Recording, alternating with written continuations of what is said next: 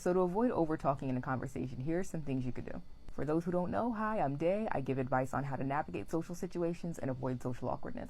So some people are nervous talkers, and essentially what that is like they're really, really nervous about how they come across, or they're nervous about messing up or something, so they overcompensate by talking a lot. They may do it without even realizing it. And the root cause of that is you're not in the moment. You're not present, so you're not in sync with the other person. So you remedy that by, instead of focusing on yourself, you genuinely listen to what the other person has to say. Some people, they think they're listening, but really they're just waiting for their turn to talk.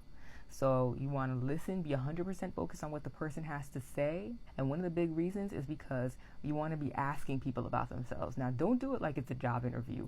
Don't come up with like a list of canned questions to ask people, because people can tell when you're asking questions just to ask, and people kind of get put off by it. It feels disingenuous and a little creepy. Really listen, because that should spark natural curiosity, and you should ask genuine follow-up questions. So asking follow-up questions is a good way to make sure that there's an equal back and forth between the two of you. Now, notice I said equal.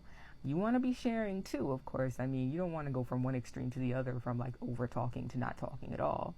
So what you could do when you're talking, try to in your head limit it to 2 or 3 sentences per back and forth. This will prevent you from going on a monologue where you're talking and talking and talking and talking and talking. You also want to be watching the other person's body language. So a sign that they'll give you that you're talking too much is like they might start to look away a little bit. They might, have a glazed look in their eyes. Their responses might be getting sort of like, yeah, yeah. If they're not adding their own stuff, and you see over time like they're getting shorter and shorter with you, they might be looking to cut the conversation short. Or they might be feeling like you're a conversation hog, and this goes double if you have a tendency to interrupt. Now, some people, they interrupt by accident because maybe they have kind of an impulsive conversation style, like they kind of blurt out without thinking. They might be nervous, so because they're nervous, like they lack good impulse control, and they kind of just, their brain kind of just take over, and they blurt out and interrupt and end up talking over top of people. And this is sad because like the person may not mean to do it, but the other person might feel frustrated if you do it too many times. So what you do to try to stop interrupting, you pause for 1 second after the person's done talking. Now you can nod, you can be like, oh yeah, yeah, like give little subtle verbal and non-verbal cues to show that you're listening, but you definitely don't want to be like, oh yeah, blah, blah, blah, blah, blah, blah, blah. No, you also want to look for signs that the other person wants to talk. You don't want to be a motor mouth and just keep on blah, blah, blah, blah, blah, blah, blah, blah, blah, blah, blah, because what's going to happen is the other person's going to feel like you're steamrolling right over them. This goes back to my 2 or 3 sentences rule. I said no monologues. Now, the interrupting thing, if it's a habit, it's not going to be easy to stop overnight. But one thing I want you to start doing, catch yourself.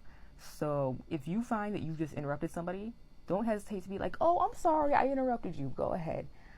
And just let them continue talking, okay? Because accidental interruptions happen all the time, even among people who are socially adept. But the key is acknowledging the other person.